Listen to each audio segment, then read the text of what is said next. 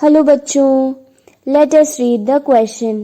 The question is, when light undergoes refraction, the wavelength decreases in denser medium. So, the key concept जो इस question में use होने वाला है वो है wavelength का. So, we will see the relation between the wavelength and the refractive index of the medium.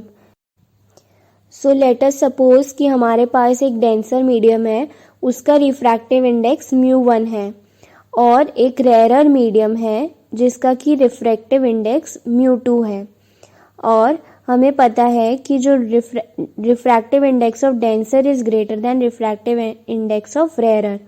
तो हमारे पास में जो रिफ्रैक्टिव इंडेक्स का एक फॉर्मूला होता है जिससे कि हम speed of light in vacuum को रिलेट करते हैं speed of light in medium, तो वो होता है mu equal to c by v. तो यहाँ से speed of light in medium हो जाएगा सी बाय म्यू. तो हमारे पास में डेंसर मीडियम के लिए जो स्पीड ऑफ लाइट होगी वो इक्वल होगी C by μ1 will be equal to speed of light in that medium. तो क्योंकि जो हमारी मीडियम है उसका रिफ्रैक्टिव इंडेक्स ज़्यादा होता है, तो इस वजह से जो स्पीड ऑफ लाइट होगी उस मीडियम में वो कम हो जाएगी, क्योंकि म्यू और वी इनवर्सली प्रोपोर्शनल है.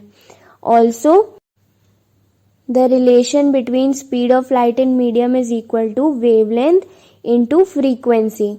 अब फ्रीक्वेंसी हमारी कभी भी चेंज नहीं होती, अगर कोई मीडियम भी चेंज हो रहा है तब भी हमारी फ्रीक्वेंसी चेंज नहीं होती. तो यहाँ से हम लिख सकते हैं कि फ्रीक्वेंसी रिमेन्स द सेम. तो अगर हमारी स्पीड ऑफ लाइट मीडियम में चेंज हो रही है तो वेवलेंथ भी चेंज होगी. दस डेंसर मीडियम में हमारी वेलोसिटी कम हो रही है तो वेवलेंथ भी कम हो रही है. Therefore we can say that in denser medium जब लाइट अंडरगो करती है रिफ्रैक्शन को तो wavelength decreases in denser medium. तो जो हमारे पास में स्टेटमेंट गिवन है when light goes refraction the wavelength decreases in denser medium, ये ट्रू हो जाता है. And that is the final answer. I hope you understood it well. Best of luck.